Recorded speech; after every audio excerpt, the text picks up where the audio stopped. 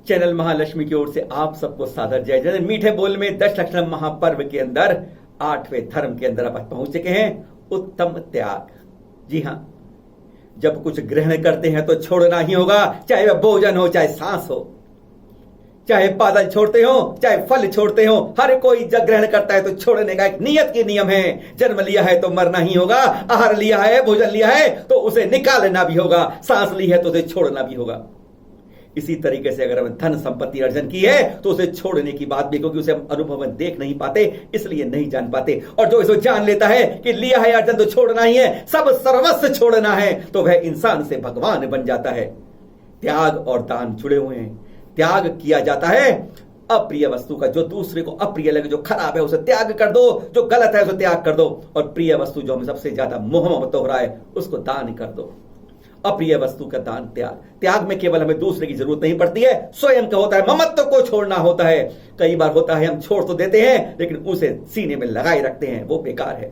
और दान वह होता है जब स्वयं से निकलता है, दूसरे के हाथ में पहुंच जाता है, वह दूसरे का उपकार करता है और हमारे लिए कर्मों का क्षय करता है। सबसे पहले शुरू करते हैं आज हम 7 संतों के बीच में आचार्य श्री विद्यासागर जी से।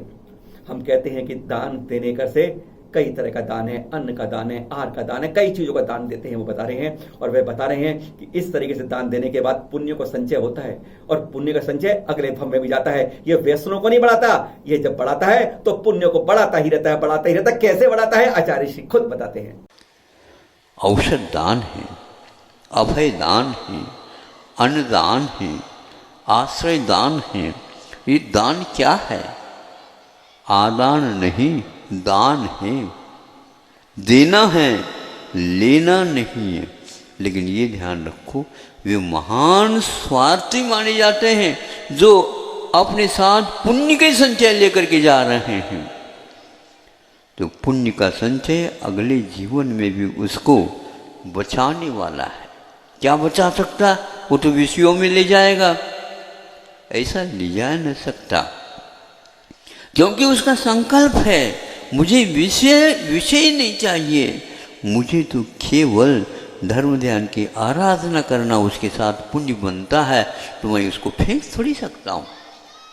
आत्मा के साथ बनती ही जाएगी। और ये ध्यान रखिए, सम्यक दर्शन इस भूमिका के साथ पुण्य बढ़ेगा बढ़ेगा बढ़ता ही जाएगा। फेंक दो, फेंकने के भाव भी करोगे तो उससे चौगुना और बनेगा, वो चिपकेगा, क्योंकि आपके संकल्प के ऊपर ये निश्चित है।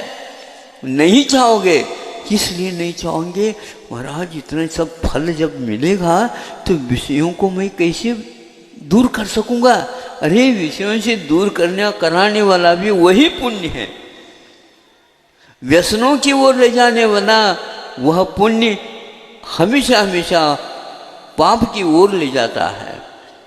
और जो दान आदि करके बदले में हमें कुछ नहीं चाहिए, सब लोग सुखी रहे, सब जीव जगत के यह भाव उसके लिए, ऐसे वस्तुओं के संयोग मिलने के उपरांत भी उसे हे दृष्टि के यानी फल के प्रति उपेक्षा भाव, ये सम्यक दृष्टि का सक्रिय सम्यक दर्शन है। ये आप अपने जीवन को सक्रिय बनाओ, निष्क्रिय बनते जा रहे हो। विषयों के लिए तो रात में भी आप छोड़ते ही नहीं। और दान इत्यादि की अपेक्षा से दान करने वाला व्यक्ति एक प्रकार से दान नहीं कर रहा है, अपने भीतर का स्व का वह एक प्रकार से कल्याण भी उसके साथ कर रहा है। दूसरे के लिए वह लागू हो या न हो, किंतु अपना तो उस क्षण हो ही रहा है, क्योंकि अशुभ कर्म की निर्जरा के लिए गृहस्थों के पास और कोई भी उपाय है ही नहीं। बाहुबली भगवान को आप देखो कैसे है कि वो दूसरे यदि 6 महीने का उपवास कर सकते हैं उनके पिताजी, तो ये 1 वर्ष तक खड़े रहे, बैठे ही नहीं, आहार के लिए उठना ही नहीं, और उनको केवल ज्ञान हो गया। पढ़ते हैं मिलता है, उन्होंने इस प्रकार के शरीर को, काया को कहाँ से प्राप्त की? पहले प्राप्त शरीर के माध्यम से कुछ किया था। उन्होंने अतीत काल में अनेक धर्मात्माओं की शारीरिक श्रम को, दुख को दूर करने का उपाय औषध दान इत्यादि के माध्यम से किया। तो इस जीवन में उनको उस औषध दान का फल उत्तम संहरण और कामदेव की काया, किंतु चक्रवर्ती को भी हराने की क्षमता जिस काया में थी, और वहाँ वैराग्य की ओर चले गए। चक्रवर्ती फिर भी चक्ररत्न की ही वांछा के पीछे और हजारों वर्ष वहीं पर रह गए। तब कहीं जाकर के भरत की मूर्ति नहीं है, वो कामदेव की मूर्ति है, बाहुबली। आचार्य श्री के बाद उनके शिष्य और हमारे गुरुवर मुनि श्री प्रमाण सागर जी, वे कहते हैं त्याग करना है, सब कुछ त्याग करना है। शरीर से भी ममत्व है ना, उसका भी त्याग करना है। दान त्याग का एक अंश है, क्योंकि जब धन अर्जन करते हैं, पाप अर्जन करते हैं साथ में, उसका पाप का क्षय केवल दान से ही हो पाता है। सुनते हैं मुनि श्री प्रमाण सागर जी से। और त्याग के दो रूप है, एक सर्वस्व और दूसरा अंश है। जो सर्वस्व को त्यागता है वो साधु होता है। साधुता हमारे भीतर तभी अभिव्यक्त होती है, प्रकट होती है, जब हम सर्वस्व त्यागते हैं। सर्वस्व में धन संपत्ति, घर परिवार तो है ही, शरीर का मोह भी छूटता है। सब त्यागने के बाद हम अपने आप से अपना संबंध जोड़ पाते हैं। वो सर्वस्व त्याग साधु की जीवन की बात है, जिसकी रोज आप पूजा करते हैं। लेकिन आप गृहस्थ हो, गृहस्थ सर्वस्व नहीं त्याग सकता, क्योंकि उसके लिए उसकी गृहस्थी है, उसके ऊपर उसके स्वयं का, परिवार का, कुटुंब का, समाज का और देश का बहुत बड़ा दायित्व है, जिम्मेवारी है, कर्तव्य है, जिसका उसे अनुपालन करना है, सबका निर्वाह करना है। तो हमारे यहां गृहस्थों के लिए कहा गया अंश का त्याग करो। सर्वस्व को त्यागने का नाम त्याग है और अंश को छोड़ने का नाम दान है। तुमने अपने द्वारा धन तो जोड़ा, लेकिन उसके साथ जो अर्जित पाप है वो कहां जाएगा?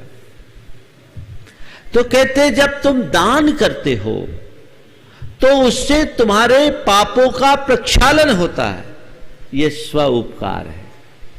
दान करते हो तो तुम्हारी धन की आसक्ति मिटती है, यह स्व उपकार है। दान करते हो तुम्हारे मन में उदारता आती है, यह स्व उपकार है। दान करते हो तुम्हारे मन में अहोभाव आता है, यह स्व उपकार है। तो स्व पर के उपकार की भावना से अपने धन का त्याग करना दान है, और ये दान तुम्हारा धर्म है। प्रत्येक व्यक्ति को कुछ न कुछ दान करना चाहिए, पर प्रायः देखने में आता है कि आदमी के अंदर दान की बात आते ही घबराहट होने लगती है। जल्दी से लोग दान करने का मन नहीं बनाते। आप कमाइए, जरूरत के लिए कमाइए, और अगर तुम्हारे पास इतना अनुकूल संयोग है कि तुम थोड़े प्रयासों से बहुत कमा रहे हो, तो फिर जरूरतमंदों के लिए कमाइए। कमाने के लिए मत कमाइए, क्योंकि वो छूट जाएगा, और कमाना ही है तो धन कमाने के साथ थोड़ा पुण्य कमाइए, जो आपको निहाल करेगा। तुम्हारे द्वारा जोड़ा गया धन तो ही छूट जाएगा, पुण्य भवांतरों में साथ जाता है, इसे कभी मत भूलना। और आज जो तुम्हें कमाने के लिए अनुकूल बुद्धि मिली, अनुकूल संयोग मिला, तुम्हारे अंदर का कौशल विकसित हुआ, तुम्हारे अंदर दक्षता आई, तुम पढ़ लिख कर योग्य हो गए, अच्छी गुडविल पा गए, ये किसने दिया? ये तुम्हारे पुण्य ने ही दिया है। तो भाई कमा रहे हो तो केवल पैसा मत कमाओ, पुण्य भी कमाओ। ध्यान रखना, जरूरत के लिए कमाना पाप है और जरूरतमंदों के लिए कमाना पुण्य है। तय करो तुम क्या करते हो। जरूरत के लिए कमाना पाप है, बहुत ध्यान से समझना। ये पुण्य की क्रिया नहीं है जो तुम दुकानदारी करते हो, धंधा पानी करते हो।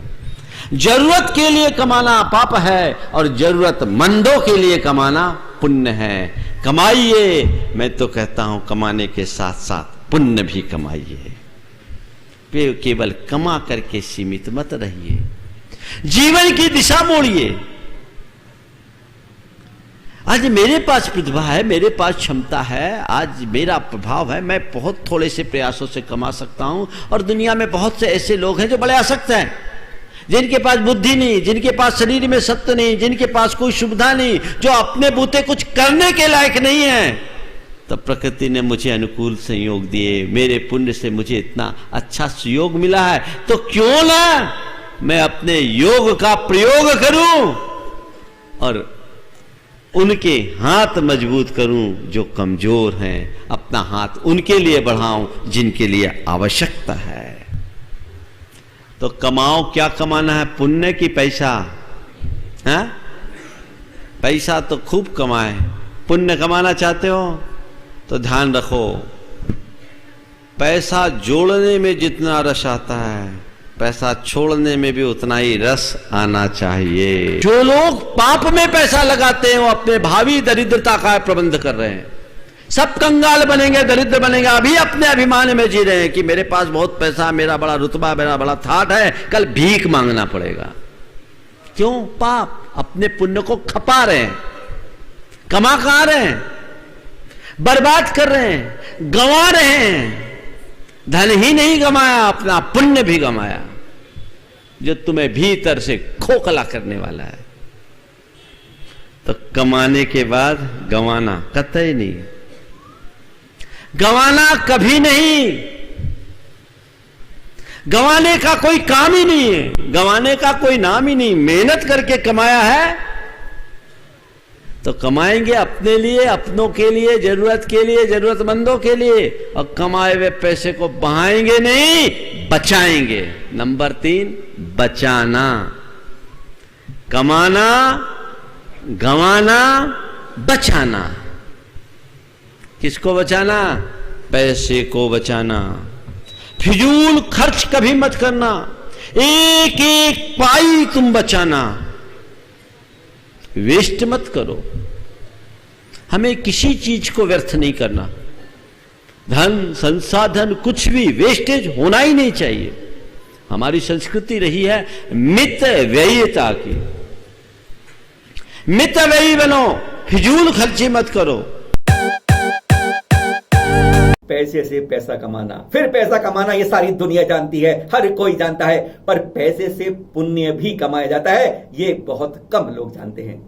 अरे कमाना है तो पुण्य भी कमाओ।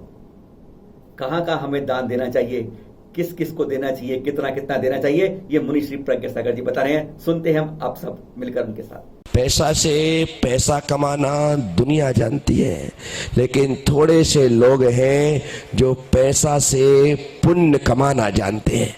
पैसा से पुण्य कमाना जानते हैं। पैसा एक है, उससे पैसा कमाया जा सकता है और उससे पुण्य भी कमाया जाता है। हमारा पैसा पुण्य कमाने का कारण बने, हमारा पैसा पुण्य कमाने का कारण बने। और इतना पैसा दे करके इतना पुण्य कमाओगे और इतने पुण्य से फिर इतना पैसा पाओगे, फिर इतना दे करके फिर कमाओगे। यह पुण्यानुबंधी पुण्य की श्रृंखला लगातार चलनी चाहिए। पुण्य के उदय से यदि दौलत है तो उस दौलत का उपयोग पुण्य कमाने में ही करना। इतना कमाओ इतना खाओ, इतना बचाओ, लेकिन इतना आपको दान के लिए निकालना ही चाहिए। आचार्य जिनसेन स्वामी श्रावकों का संविधान बनाते हुए आदि पुराण में कहते हैं, श्रावक को अपनी इनकम का 6वां हिस्सा दान में देना चाहिए। क्या? कितना? 6वां हिस्सा आप कहोगे हो गया काम।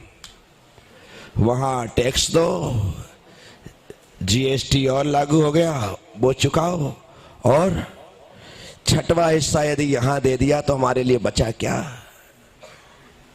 बहुत बचता है। 6वां हिस्सा दान करने को कहा है।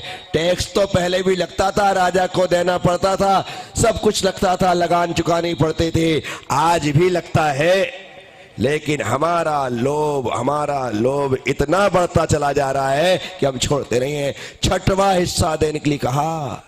मैं आपसे कहता हूं, 6वां हिस्सा देने में तकलीफ हो तो अब वर्तमान के हिसाब से थोड़ा सा परिवर्तन कर लेते हैं। 10वां हिस्सा। क्या? 10%, 90 तुम्हारे, 10 रुपए परमार्थ के, 10 रुपए परमार्थ के। परमार्थ में दान 4 प्रकार 4 संघ को दीजिए। धन बिजली उनहार नरभौला हो। 10 रुपए जो निकाले हैं उसको आप 4 भागों में बांटो। कितने भागों में? 4 भागों में।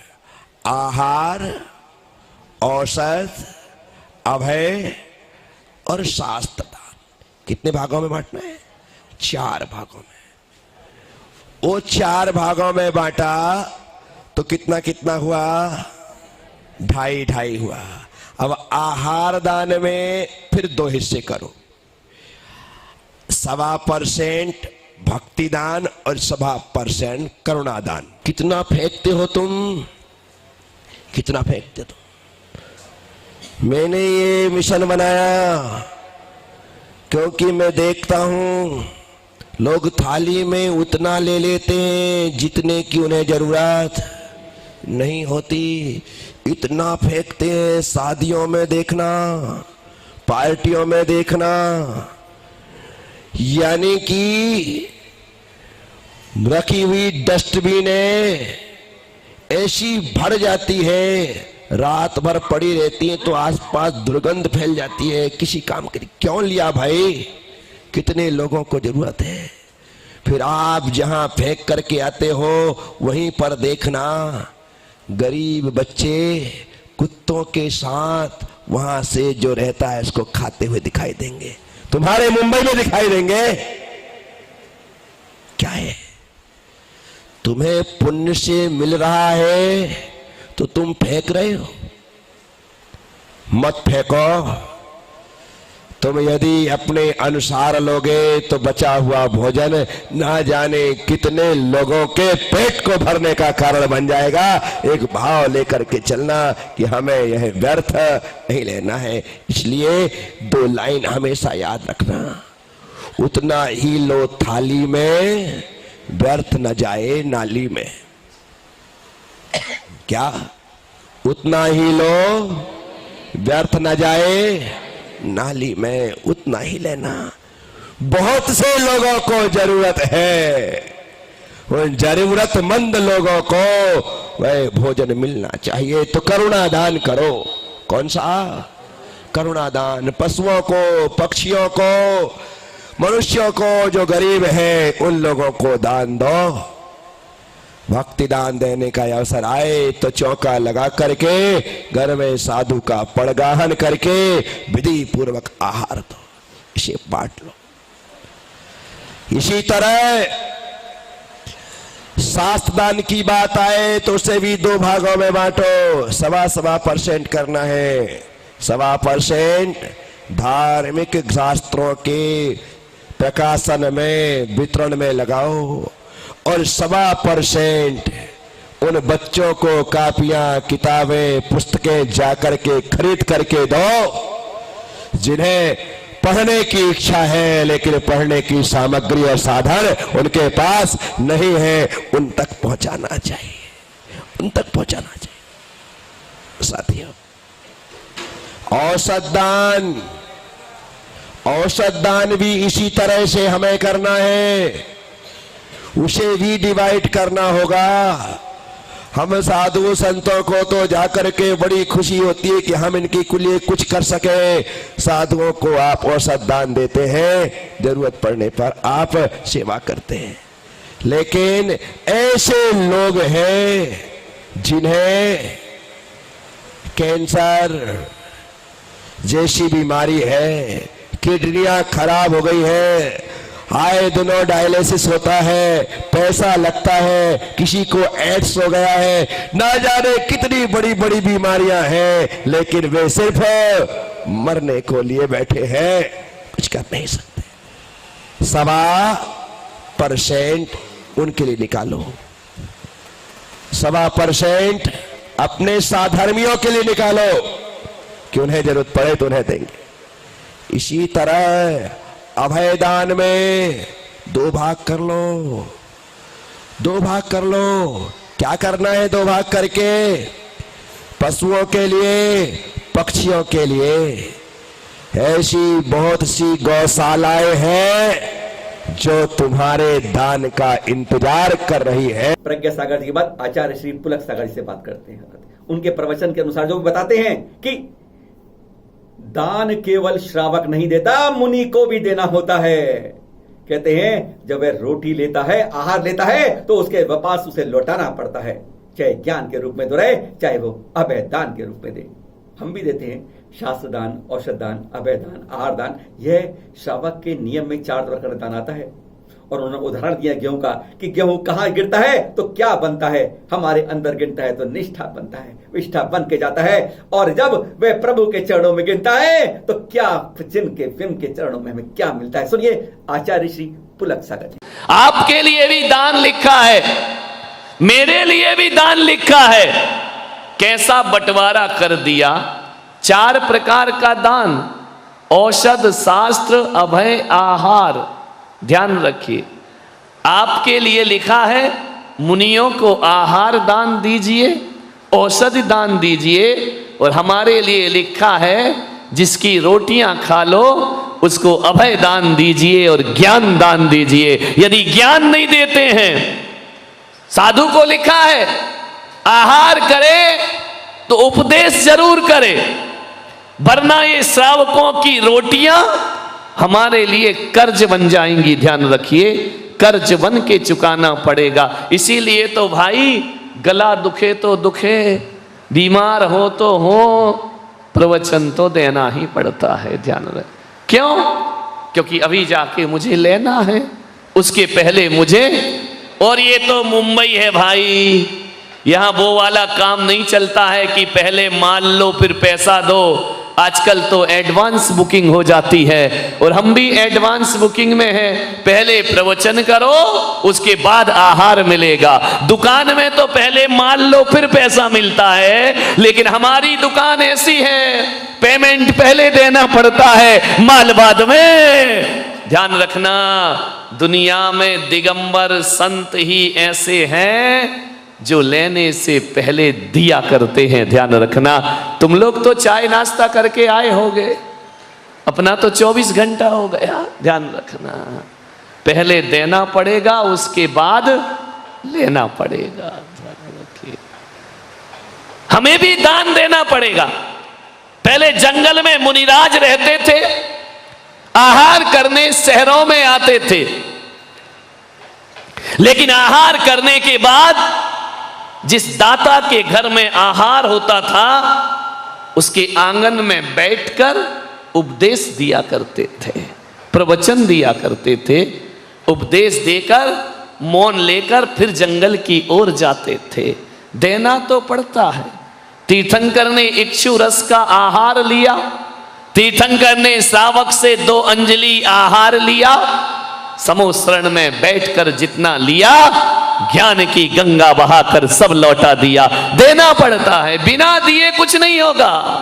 ध्यान रखना, यदि तुम भगवान को मुट्ठी भर चावल देते हो, एक मुट्ठी चावल चढ़ाते हो, तो भगवान को तुम्हारे जिंदगी भर के अन्न की व्यवस्था करना पड़ती है। यहां एक मुट्ठी चावल दिया और वहां बोरों से अन्न की व्यवस्थाएं हो। ध्यान रखना, कभी जैन आदमी भीख नहीं मांगता। ध्यान, कभी नहीं मिलेगा। मजदूरी कर लेगा, मेहनत कर लेगा, गरीबी होगी तो रिक्शा चला लेगा, दूसरों के घर में कपड़े धो देंगे, लेकिन भीख नहीं मांगेगा जैन कभी। ध्यान रखना, दान में दी हुई चीज ब्याज सहित मिलती है। ध्यान रखना, और ब्याज सहित नहीं, चक्रवर्ती ब्याज। बिन दान श्रावक साधु दोनों लहे नाही। एक गेहूं का दाना देखना, वो गेहूं का दाना यदि किसी आदमी के मुंह में चला जाए तो क्या बनेगा? बोलो, बिष्टा बनेगा ना, पेट में जाएगा। गेहूं का दाना आदमी के पेट में गया, बिष्टा बन गया। वही गेहूं का दाना जमीन में डाल दिया जाए, फसल बन जाता है। और वही गेहूं का दाना जिनराज को चढ़ा दिया जाए तो वह तुम्हारे लिए कल्याण और पुण्य में कारण बन जाता है। दाना एक ही है, धन एक ही है। शरीर में लगाया, विषय भोग में गया, बर्बाद हो गया। परोपकार में लगाया, जन कल्याण हुआ। और धर्म में लगा दिया, आत्म कल्याण हो जाया करता है। दाना एक ही है, कहां रखा है। और यदि गेहूं के दाने को डिब्बे के अंदर बंद करके रख दिया जाए तो ध्यान रखना उसकी दशा क्या होती है। वो गेहूं सड़ जाता है, घुन लग जाता है, ना खाने के काम आता, ना चढ़ाने के काम आता। जो दौलत को डिब्बे में बंद करके रख देते हैं, ध्यान रखना, अमीर होकर भी दुनिया में बहुत गरीब हुआ करते हैं। सब कुछ होने के बाद भी भोग नहीं पाता आदमी। दोगे तो मिलेगा, ना दोगे तो कुछ ना मिलेगा। कहां गए चक्री जिन जीता भरत खंड सारा, कहां गए वो राम और लक्ष्मण जिन रावण मारा, कहां गई रुक्मणी सतभामा और संपत्ति सगरी, कहां गए वो रंग महल और सुवर्ण की नगरी। कहां है रावण का महल? हमने तो सुना था कि लंका सोने की थी। आज लंका में जाके देखो, काय का सोना, गुजारा नहीं हो रहा है। लंका में सोने के महल, सोने की लंका, आज उस लंका में तो कुछ दिखाई नहीं देता है।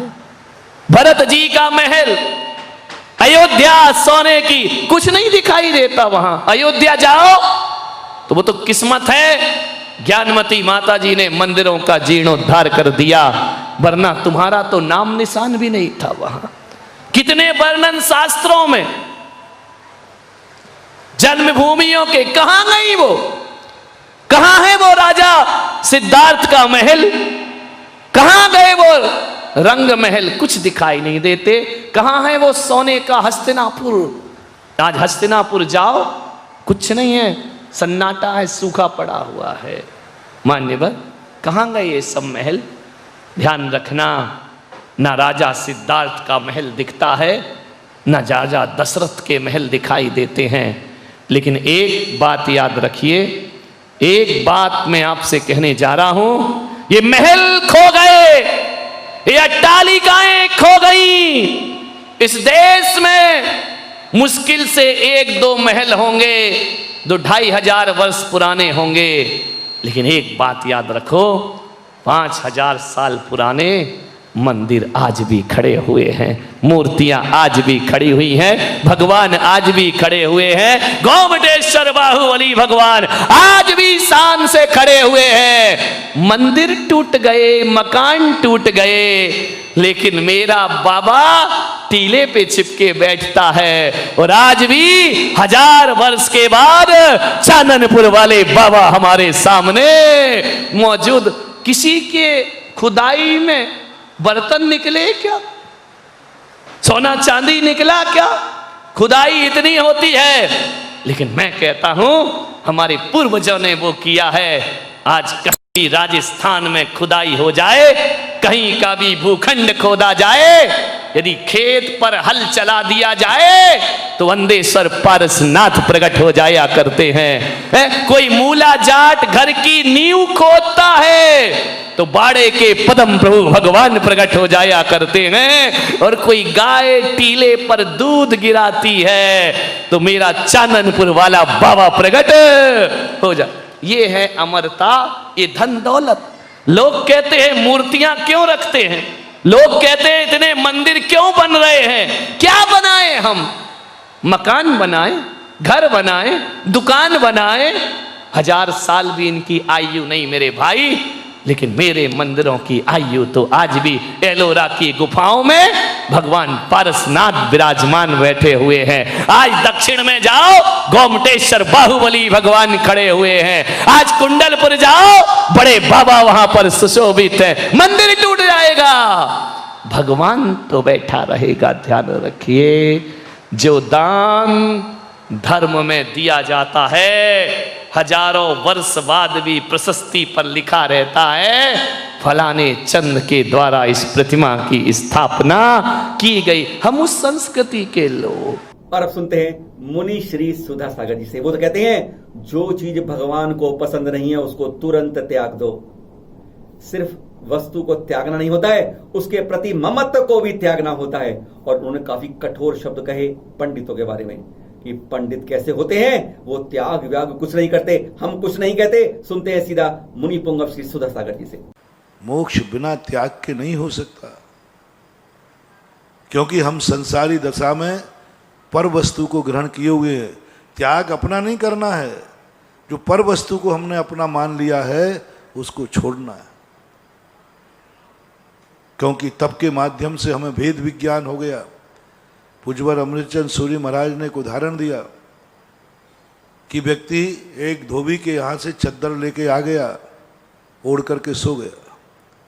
उसने सोचा यही मेरा चद्दर है, लेकिन जैसे ही किसी ने आके बताया, अरे भाई ये चद्दर तुम्हारा नहीं है। किसका है? देखो ये पहचान है। जैसे उसको पता चला कि ये चद्दर मेरा नहीं, और ये और पता चल गया जो चद्दर आया है वो किसी नीच व्यक्ति का है, बहुत नीच। उसकी नींद तुरंत भाग गई, वो तुरंत फेंक देता है,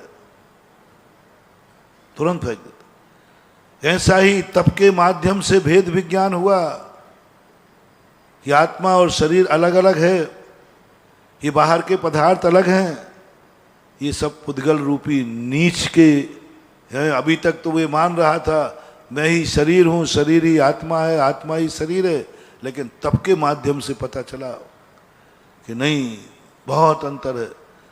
तो जैसे उसे पता चलता वो तुरंत को फेंक देता है। कहाँ से फेंकना शुरू करें, कहाँ से संबंध तोड़ना शुरू करें? मोक्ष तो सब जाना चाहते हैं, सबको मोक्ष जाने की इच्छा होती है, लेकिन कोई भी त्याग नहीं करना चाहता।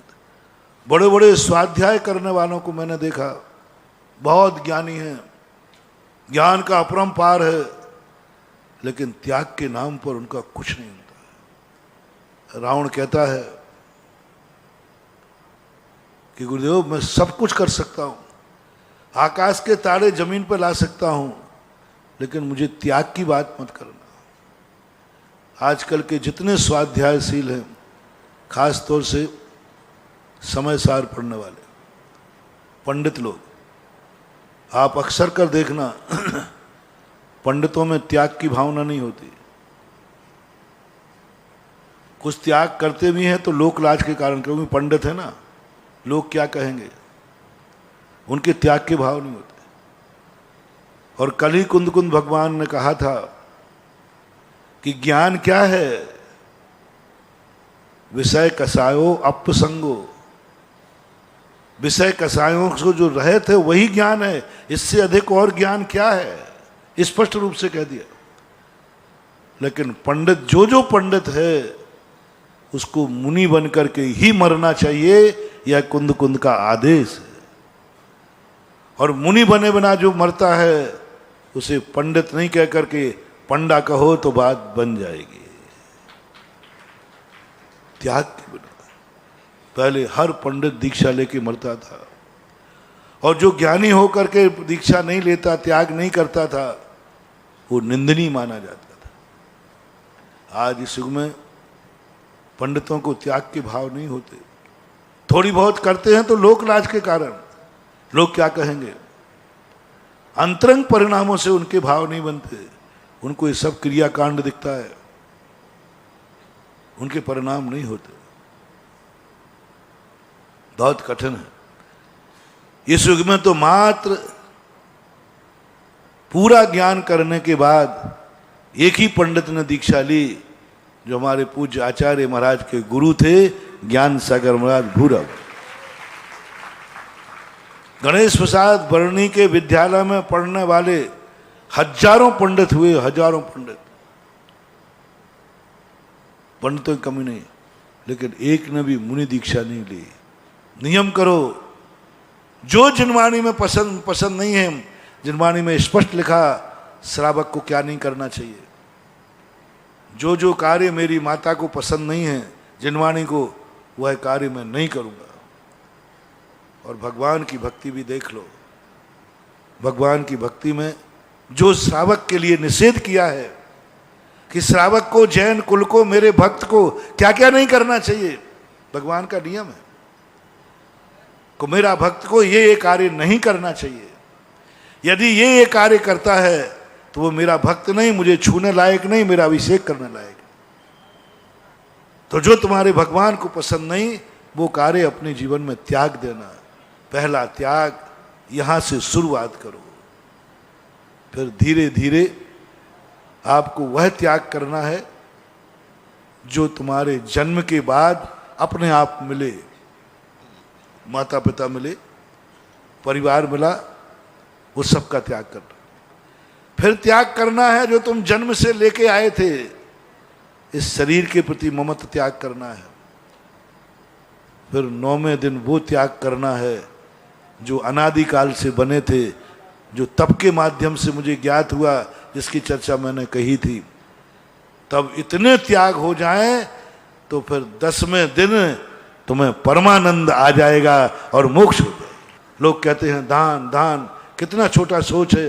मंदिर जाओ तो दान, महाराज के पास जाओ तो दान, महाराज के अभिषेक पाद प्रक्षालन करो तो दान, सात भेंट करो तो दान, आहार दो तो दान, आहार के बाद फिर दान। बड़े लोग बहुत घबरा गए आजकल लोग दान से।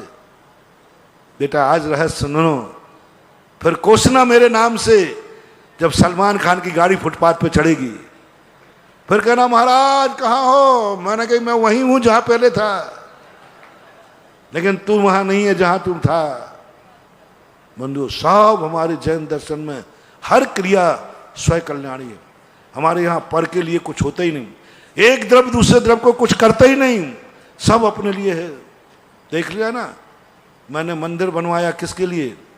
भगवान के लिए नहीं, किसके लिए?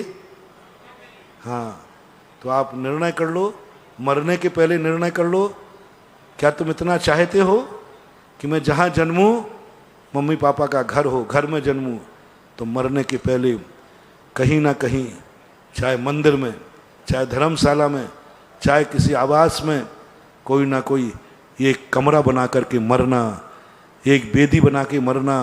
और कुछ होवे या नहीं होवे, कम से कम जब शिलान्यास हो तो उसमें ईंट लगा के मरना। आचार्य श्री पुष्पदंत सागर जी कहते हैं, अप्रिय व्यक्ति को त्याग कर दो। जो अप्रिय है, गलत है, खराब है, तो त्याग कर दो।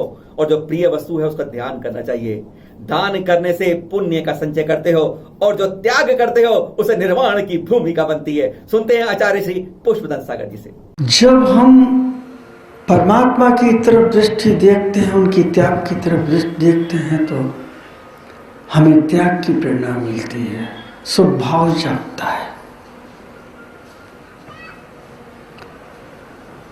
जब हम त्याग को अंगीकार कर लेते हैं और त्याग के पथ पर चलते हैं, तो एक आनंद की अनुभूति होती है, सबसे बड़ा लाभ है। त्याग का संवेदन जब चेतना के अंदर प्रारंभ हो जाता है, तो आत्मा और शरीर और वाणी एकदम सरल हो जाती है। ये भी लाभ है। और जब त्याग के पथ पर हम उत्तरोत्तर बढ़ते चले जाते हैं तो स्वयं के साथ तादात्म्य संबंध बनना प्रारंभ हो जाता है। और जब हम त्याग की गहराई में उतरते हैं तो त्याग की गहराई ना होकर के स्वयं की गहराई साबित हो जाती है। और जब वही त्याग जब चरम अवस्था पर पहुंचता है तो हम श्रद्धालु की यात्रा की तरफ जाने लगते हैं। त्याग अद्भुत चीज है, इससे शुभ परिणाम तो होते ही हैं, लेकिन स्वयं का साक्षात्कार भी होता है। इसमें वस्तु का त्याग तो होता है लेकिन क्रोध भी निकल जाता है। त्याग के प्रति जितना लगाव बढ़ता चला जाता उतना हमारा परिग्रह भी कम होता चला जाता है। और त्याग में जितना आनंद पैदा होता उतनी हमारी अशांति जो वस्तुओं के कारण से होती थी वो भी समाप्त होती है। त्याग धर्म के दिन लोग तो मंदिरों में अपनी अपने बही खाते लेके बैठते हैं कि आज पैसा आएगा, तो फिर वो भूल जाते हैं, चाहे वो ब्रह्मचारी हो चाहे कोई भी अक्षवाइड हो, मुनि पुजारी हो, भूल जाए तो पैसे गिनते रहते हैं कि आज तो दुकान चली, अभी मेरे इसमें 10,000 आए, 5 और आ जाएं। आने वाला भी नहीं दिखता, पैसा दिखता है। वो कहते हैं भाई साहब आज त्याग का दिन है, पैसे लाओ। प्रथाएं मंदिरों की है।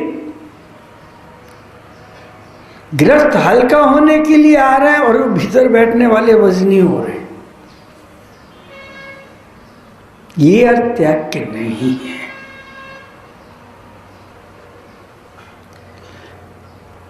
कुछ और अर्थ हैं त्याग के। प्रिय वस्तु का त्याग होता है, प्रिय वस्तु का दान होता है और अप्रिय वस्तु का त्याग होता है। आपके सामने रख रहा हूं 2 चीजें। जो प्रिय वस्तु है उसका त्याग करो, दान करो,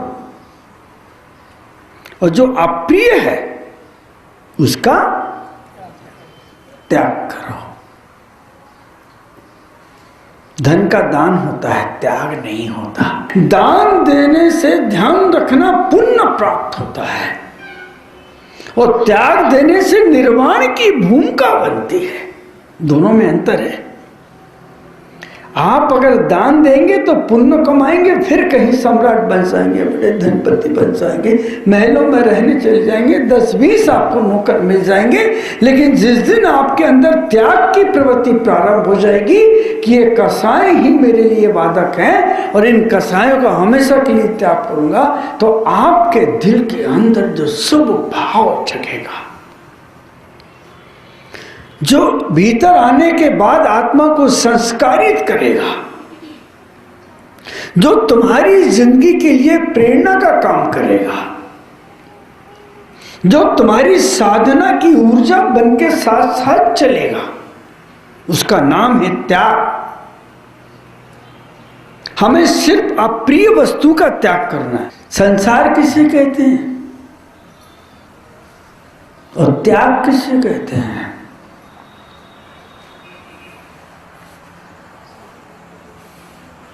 ध्यान से सुनना। संसार किसे कहते हैं? पकड़ो मत जाने दो, पकड़ो मत जाने दो। ये कौन कहता है? संसार। त्याग कहता है मत पकड़ो, जाने दो। इतनी सी परिभाषा है, इतनी सी है, कितनी छोटी है। पकड़ो मत जाने दो, उठा लो। क्या करेगा कोई? मैं खड़ा हूं, उठाओ, देखते हैं किसकी ताकत है, आंख निकाल लूंगा, तेरा तो दम निकलेगा बाद में। और त्याग कहता है पकड़ो मत, जाने दो। भले गेहूं में कंकड़ों का वजन कम हो, लेकिन अभिमान तो बहुत है इंसान के अंदर। उतने गेहूं में अभिमान नहीं है, थोड़े से कंकड़ है। भले खीर में मिठास कम हो, लेकिन तुम्हारे दिल दिमाग में तीखापन बहुत है। भले तुम्हारे घर में धन कम हो, लेकिन पाने की चाहत बहुत ज्यादा है। कैसे त्याग करोगे? स्वयं का सेल्फ ऑब्जर्वेशन करो। जब वस्तु तुम्हारे पास आती है, उसमें उस वस्तु को देखो कि आने के पहले तुम कितने बेचैन थे, कैसा लगता था, कैसे भी लूं इसको, मुझे लेना है। और आने के बाद तुम्हारे मन में कितनी ज्यादा बेचैनी हो गई कि इस वस्तु के आने से मैं बहुत परेशान हो गया। तुम दुख को, पीड़ा को खरीद कर लाए हो अपने घर में घुसा नहीं हो, लाए हो, तुमने खरीदा। जिन जिन चीजों का तुम मूल्यांकन कर रहे हो और मूल देकर के ला रहे हो, वही तुमको मूल्यहीन बना रही है। त्याग अमूल्य है, वस्तु मूल्यहीन है। और आज उत्तम त्याग की इस कड़ी में 7वें संत के रूप में मुनि क्षमा सागर जी क्या कहते हैं? क्षमा सागर जी कहते हैं कि किसी भी पर वस्तु का त्याग करते हो, दान देते हो, तो उसके प्रति ममत्व और आसक्ति को भी छोड़ना होगा, उस अहंकार को छोड़ना होगा कि मैंने दिया है, छोड़ा है, क्योंकि उसके बगैर कुछ काम नहीं चलेगा। अहंकार मन के अंदर है, उसके छोड़ने का आपका दान 0 हो जाता है। सुनते हैं मुनि श्री क्षमा सागर जी से। यदि अपने को वास्तविक संपदा का एहसास हो जाए कि वो मेरे पास है, तो ये जो बाह्य संपदा है जिसको कि हम प्राप्त करके बड़े प्रसन्न होते हैं, नहीं प्राप्त होने पर दुख मनाते हैं, सो भैया इसमें समता भाव आ जाएगा। बाह्य संपदा है सो अच्छा है, मेरे पुण्य के उदय से मुझे प्राप्त होने में बाधा नहीं आई, सो मुझे प्राप्त हो गई। और अगर मेरे पास जो चीज नहीं है, सो मेरे कर्म के उदय से उसमें बाधा आ गई, सो वह चीज मुझे प्राप्त नहीं हो पाई। मुझे न दुख करने की आवश्यकता है, न सुखी होने की आवश्यकता है। मैं तो इस बाह्य संपदा के मिलने और नहीं मिलने पर समता भाव रखूं। अगर ऐसा अभ्यास अपने भीतर आ जाता है तो त्याग धर्म की शुरुआत होगी। अकेली कुछ चीजें त्याग देने का नाम त्याग धर्म नहीं है, तपस्या के भाग रखा हुआ है। संयम धारण कर लिया, तपस्या अंगीकार कर ली, अब किस बात का त्याग? इस बात का त्याग कि मेरे भीतर जो ग्रहण करने की आसक्ति है, पर द्रव्यों को मैं स्वद्रव्य मानता हूं, उसका भी त्याग। और अगर नहीं मानते हो और छोड़ दिया है तो मैंने छोड़ा, इस बात का अहंकार, इसका भी त्याग। तब त्याग धर्म घटित होता है। सब चीजें पर पदार्थ जो कि मैंने छोड़े हैं वो थे मेरे कहां, जो मैं कि छोड़ने का अहंकार करूं। यह अहंकार भी छोड़ो कि मैंने छोड़ा। अपने आत्म कल्याण के लिए जो अपन पर पदार्थों के प्रति अपनी आसक्ति छोड़ देते हैं, वह त्याग है। और दूसरे के उपकार के लिए जो अपने परिग्रह को नियंत्रित कर लेते हैं, वो सब दान है। परिग्रह को छोड़ देना वो त्याग कहलाएगा, और परिग्रह का नियंत्रण कर लेना, अपनी आसक्ति को घटा लेना, तब दूसरे के उपकार के लिए दान हो सके। दोनों में थोड़ा सा अंतर है। खोटे तो दोनों में है, अपन अपनी वस्तु को जैसे कि नदी बहती है और खो जाती है समुद्र में, सो नदी नहीं रह जाती लेकिन बन जाती है समुद्र। ऐसे ही अपन खो करके बाह्य वस्तुओं को, अपने अंतरंग को प्राप्त कर लेते हैं, ये त्याग। और जैसे कि बादल खो जाते हैं लेकिन पानी बन करके, बरस करके दूसरे का उपकार कर देते हैं, ऐसा ही दान है। त्याग और दान दोनों ही आज अपने लिए धारण करने के लिए आचार्य भगवंतों ने उपदेश दिया। सो 3 प्रकार का त्याग या दान है। संक्लेश और तिरस्कार पूर्वक भी त्याग किया जाता है, दान दिया जाता है। वह सब तामसिक दान है, जिसमें कि दूसरे जीव को तुच्छ मान करके, तिरस्कार करके, अपन जैसे भिखारी को दुत्कार करके भीख दे देते हैं, तो वह तामसिक दान कहलाया। दिया तो है आपने, लेकिन भाव दशा कैसी थी आपकी देते समय? अत्यंत तिरस्कार का भाव था। इतना ही नहीं, देने के उपरांत अत्यंत संक्लेश हो, वह भी तामसिक दान है। हमने 10,000 रुपया गए, वो कहते के पटिया लगे हैं संगमरमर को, अभी तक नहीं लगाओ। रोज आन के देख रहे कि कहाँ लगाओ है, लगाओ कि नहीं लगाओ। कितना संक्लेश, वे 10,000 का है खुद बेकार में, रोज कर्म का बंद कर रहे। मेरा नाम ही नहीं बोला, 3 दफे उठ के हमने खबर भेज दी, पर्ची पे लिख के नाम तो बोल दो 1,001 रुपया दे हमने। ये भैया नहीं बोल पाया नाम, तो अंदर अंदर बड़ा कसमसाहट हो रही है। दे तो दिया, लेकिन अत्यंत संक्लेश भाव है। तो ये सब त्याग या कि दान अपना तामसिक दान कहलाए। और दूसरे नंबर पर राजसिक दान है, जो कि हम अहंकार वश देते हैं। उनने कितने बोले?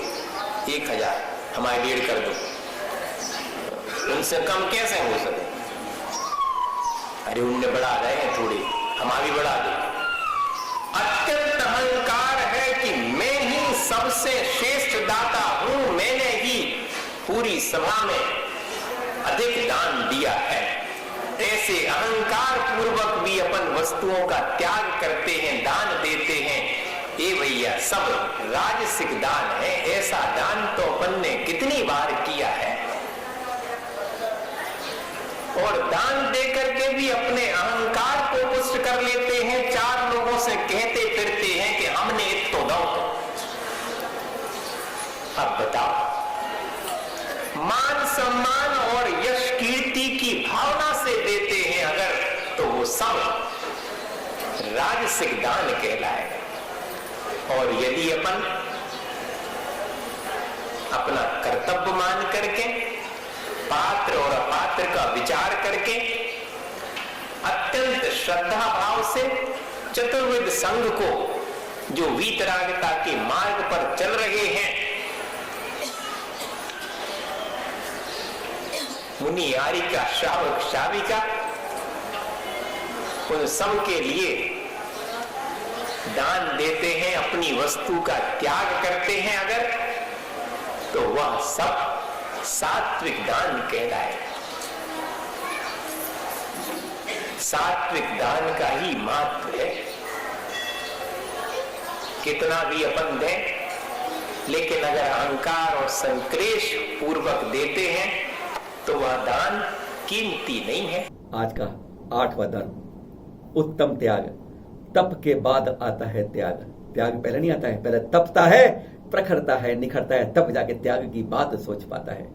आज का जाप होता है धर्म का, ओम रीम उत्तम श्री उत्तम तप धर्मंगाय नमः। जी हाँ, इसका जाप करें और जन जन तक पहुंचाएं, क्योंकि ये 10 धर्म हमारे नहीं, बार बार कहते हर के हैं। शेयर जरूर करिएगा, क्योंकि घर बैठे हैं, कोरोना से बचना है, कोरोना से लड़ना है। मंदिरों में अंदर हमें दूरियां बना के रखनी है, सोशल डिस्टेंसिंग में, क्योंकि फिर 2 धर्म के बाद कहते हैं कि तरुषण खत्म हो जाएगा, पर जीवन में यह शुरू रहेगा, बार बार शुरू करेंगे। ये तो मैं बार बार याद दिलाता है कि हमें क्या करना है। फिर मिलेंगे कल आपसे नवे धर्म के साथ, उत्तम अकिंचन के साथ। सादर जय जिनेंद्र।